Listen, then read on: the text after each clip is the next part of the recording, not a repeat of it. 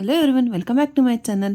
ಇವತ್ತಿನ ವಿಡಿಯೋದಲ್ಲಿ ನಾನು ಮದುವೆ ಹಿಂದಿನ ದಿವಸ ನಮ್ಮ ಕಡೆ ಏನೆಲ್ಲ ಶಾಸ್ತ್ರ ಮಾಡ್ತಾರೆ ಅಂತ ತೋರಿಸ್ತಾ ಇದ್ದೀನಿ. ಫಸ್ಟ್ ಈ ಥರ 5 ಜನಕ್ಕೆ 5 ಗಿತ್ತಿಯರು ಅಂತ ಮಾಡ್ತಾರೆ. ಅವರು ಮದುವೆ ಮುಗಿಯೋವರೆಗೂ ಎಲ್ಲ ಶಾಸ್ತ್ರಗಳಲ್ಲೂ ಇರಲೇಬೇಕು. ನನಗೆ ಈ ಥರ ಮಾಡ್ತಾರೆ ಅಂತ ಗೊತ್ತಿರಲಿಲ್ಲ, ಬಟ್ ಇದು ಒಂಥರ ಹೊಸ ಎಕ್ಸ್ಪೀರಿಯನ್ಸು ಅಂತ ಹೇಳಿ ಒಪ್ಕೊಂಡೆ. ಈ ಥರ ಕಂಕಣ ಕಟ್ಟಿದ ಮೇಲೆ ಉಡಿ ತುಂಬಿದ್ರು. ಉಡಿ ತುಂಬಿದ ಮೇಲೆ ಇಲ್ಲಿ ಉಡಕ್ಕಿ ಹಾಕಿದ್ರು. ನಮ್ಮ ಕಡೆ ಜೋಳದ್ದು ಹಾಕ್ತಾರೆ ಈ ಶಾಸ್ತ್ರಕ್ಕೆ. 5 ಸಲ ಈ ಥರ ಜೋಳದಿಂದ ಹಾಕಿ ಅದನ್ನ ಗಂಟು ಕಟ್ಟಿ ಇಟ್ಕೋಬೇಕು. ನಾವು ನೆಕ್ಸ್ಟ್ ಡೇವರೆಗೂ ನಾವು ಇದನ್ನು ಎಲ್ಲೂ ಕಳೆದೇನೆ, ಎಲ್ಲೂ ಬೀಳಿಸ್ದಂಗೆ ಜೋಪಾನ ಮಾಡ್ಕೋಬೇಕು. ನೆಕ್ಸ್ಟ್ ಇಲ್ಲಿಂದ ಒಂದು ದೇವಸ್ಥಾನದ ಕಡೆ ಕರ್ಕೊಂಡು ಹೋದ್ರು. ಇಲ್ಲಿ ನೋಡಿ, ಈಗ ದೇವಸ್ಥಾನಕ್ಕೆ ಬಂದಿದ್ದೀವಿ. ಒಂದು ಹತ್ತಿರಕ್ಕಿರೋ ದೇವಸ್ಥಾನಕ್ಕೆ ಬಂದು ಈ ಥರ ಒಂದು ಶಾಸ್ತ್ರನ ಮಾಡ್ತಾರೆ. ಈ ಶಾಸ್ತ್ರನ ಹುಡುಗನಿಗೆ ಮಾವ ಆಗೋರು ಮಾಡಬೇಕು. ನಾನಂತೂ ಎಲ್ಲ ಶಾಸ್ತ್ರನೂ ಅಷ್ಟೇ ಎಷ್ಟಾಗುತ್ತೋ ಅಷ್ಟನ್ನು ಕವರ್ ಮಾಡೋಕ್ಕೆ ಟ್ರೈ ಮಾಡಿದ್ದೀನಿ. ನಾನೇನಾದರೂ ಶಾಸ್ತ್ರ ಮಾಡ್ತಿದ್ದಾಗ ಮಾತ್ರ ಸ್ವಲ್ಪ ಮಿಸ್ ಆಗಿರುತ್ತೆ.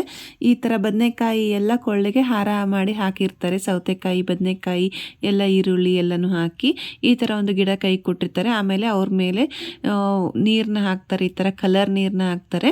ಅದಾದಮೇಲೆ ಅದನ್ನ ಮನೆ ಹತ್ರ ತಗೊಂಡು ಬಂದು ಕಟ್ಟಬೇಕು. ಇದಾದಮೇಲೆ ನೆಕ್ಸ್ಟ್ ಶಾಸ್ತ್ರಕ್ಕೆ ಮತ್ತೆ ದೇವಸ್ಥಾನಕ್ಕೆ ಕರ್ಕೊಂಬಂದಿದ್ದಾರೆ. ಈ ಥರ ಒಂದು 4 ಮಡಿಕೆಗಳನ್ನ ಇಟ್ಟಿರ್ತಾರೆ. ಇದಾದಮೇಲೆ 2 ಮಡಿಕೆಗಳು, ಒಂದನ್ನು ಮಗಳು ಹೊತ್ಕೋಬೇಕಂತೆ, ಒಂದನ್ನು ಸೊಸೆ ಆಗೋಳು ಹೊತ್ಕೋಬೇಕಂತೆ. ಆಮೇಲೆ ಬಾಸಿಂಗನ್ನು ಕೂಡ ಈ ಥರ ಜೊತೆಗೆ ಇಟ್ಟು ಅದನ್ನು ಕೂಡ ಪೂಜೆ ಮಾಡಿದ್ರು. ದೊಡ್ಡ ಮಡಿಕೆಗಳಿಗೆ ಕೇಲೈರಣಿ ಅಂತ ಹೇಳ್ತಾರೆ. ಒಂದೊಂದು ಕಡೆ ಒಂದೊಂದು ಶಾಸ್ತ್ರ. ನಮ್ಮ ಕಡೆ ಈ ಥರ ಶಾಸ್ತ್ರ ಮಾಡ್ತಾರೆ. ಎಲ್ಲ ಬಂದಿಗೆಗಳಿಗೂ ಈ ಥರ ಕಂಕಣ ಕಟ್ತಾರೆ. ಮೊದಲು ಕಂಕಣ ಕಟ್ಟಿದ ಮೇಲೆ ಎಲ್ಲ 5 ಗಿತ್ತಿ ಆದವರು ಅದಕ್ಕೆ ಆರತಿ ಮಾಡಿ ನೆಕ್ಸ್ಟು ಒಂದನ್ನು ಮಗಳು ಆಗೋಳು ಹೊತ್ಕೋಬೇಕು, ಇನ್ನೊಂದನ್ನು ಸೊಸೆ ಆಗೋಳು ಹೊತ್ಕೋಬೇಕು.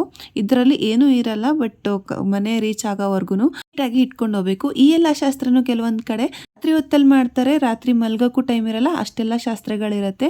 ಬಟ್ ನಮ್ಮ ಕಡೆ ಈ ಸಲ ಈ ಮದುವೆಯಲ್ಲಿ ಸಂಜೆನೇ ಮಾಡ್ತಾ ಇದ್ದಾರೆ. ಬಟ್ ಸಂಜೆ ಮಾಡಿದ್ರಿಂದ ತುಂಬಾ ಒಳ್ಳೆಯದಾಯಿತು, ತುಂಬ ಟೈಮ್ ಸಿಕ್ತು. ಯಾಕಂದರೆ ಇವರು ಎಂಗೇಜ್ಮೆಂಟ್ ಮೊದಲೇ ಆಗಿದ್ದರಿಂದ ಸ್ವಲ್ಪ ಟೈಮ್ ಇತ್ತು. ರಿಸೆಪ್ಷನ್ ಥರ ಅಷ್ಟೇ ಮಾಡೋದಿತ್ತಲ್ವ, ಅದಕ್ಕೋಸ್ಕರ ಎಲ್ಲ ಶಾಸ್ತ್ರನೂ ಸಂಜೆನೇ ಮುಗಿಸ್ಕೊಂಬಿಡೋಣ ಅಂತ ಈ ಥರ ಮಾಡ್ತಾ ಇದ್ದಾರೆ.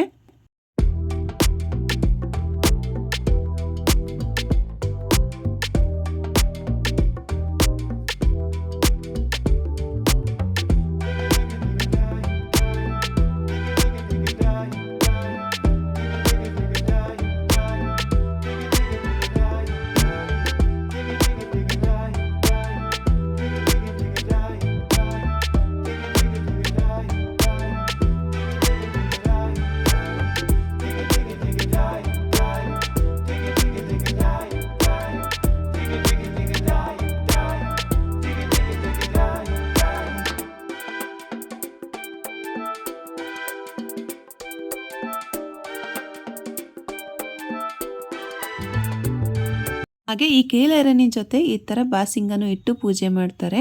ನೋಡಿ, ಎಲ್ಲದಕ್ಕೂ ಪೂಜೆ ಮಾಡಿದ್ರು. ತಾಳಿ, ಕಾಲುಂಗ್ರ ಎಲ್ಲದಕ್ಕೂ ಪೂಜೆ ಮಾಡಿ ಅದನ್ನ ಮನೆಗೆ ತೊಗೊಂಡು ಬಂದ್ವಿ. ನೋಡಿ, ನನ್ನ ಮಗಳು ಈ ಥರ ರೆಡಿಯಾಗಿದ್ಲು. ನನಗೆ ಜಾಸ್ತಿ ರೆಡಿ ಆಗೋಕ್ಕೆ ಟೈಮ್ ಸಿಗಲಿಲ್ಲ.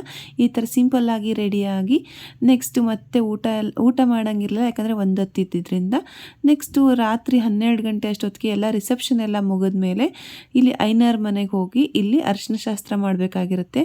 ನೋಡಿ, ಈ ಥರ ಫಸ್ಟು ಹುಡುಗನಿಗೆ ಅರಿಶಿನ ಶಾಸ್ತ್ರ ಮಾಡಬೇಕು ಅಂತ ಎಲ್ಲ ರೆಡಿ ಮಾಡ್ಕೊಂಡಿದ್ದಾರೆ. ನಾವು ಹೋಗಿ ವೇಟ್ ಮಾಡ್ತಾ ಇದ್ವಿ, ಬಟ್ ಹುಡುಗಿ ಸ್ವಲ್ಪ ಬರೋದು ಲೇಟ್ ಆಯಿತು. ಯಾಕಂದರೆ ಫೋಟೋ ಶೂಟ್ ಎಲ್ಲ ಇರುತ್ತಲ್ಲ, ಸೊ ಅದಕ್ಕೋಸ್ಕರ ಸ್ವಲ್ಪ ಲೇಟ್ ಆಯಿತು.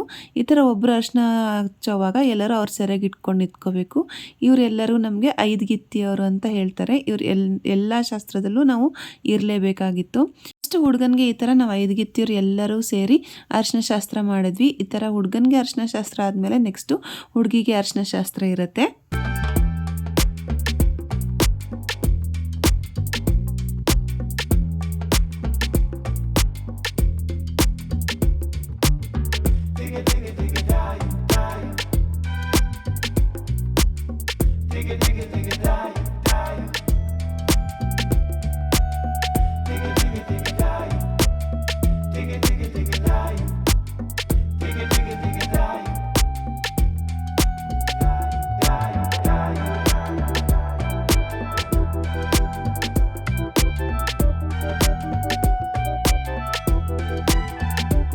ಹುಡುಗನಿಗೆ ಅರಿಶಿನ ಶಾಸ್ತ್ರ ಆದಮೇಲೆ ಈಗ ಹುಡುಗಿಗೆ ಅರಿಶಿನ ಶಾಸ್ತ್ರ ಮಾಡ್ತಾ ಇದ್ದಾರೆ. ಸೇಮ್ ವೇ ಎಲ್ಲರೂ 5 ಜನನೂ ಹುಡುಗಿಗೂ ಅಷ್ಟೇ ಅರಿಶಿನ ಶಾಸ್ತ್ರ ಮಾಡಬೇಕು.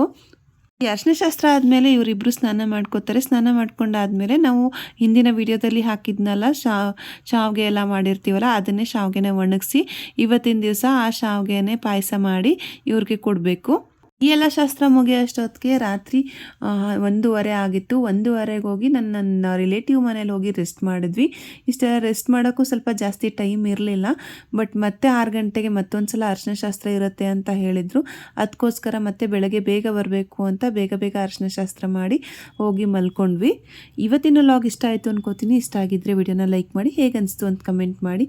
ಹಾಗೆ ನಿಮ್ಮ ಕಡೆ ಏನೆಲ್ಲ ಶಾಸ್ತ್ರ ಮಾಡ್ತಾರೆ ಅಂತ ಕಮೆಂಟ್ ಮಾಡಿ ತಿಳಿಸಿ. ಈ ವಿಡಿಯೋನ ಫ್ರೆಂಡ್ಸ್ ಆ್ಯಂಡ್ ಫ್ಯಾಮಿಲಿ ಜೊತೆ ಶೇರ್ ಮಾಡಿ. Thank you.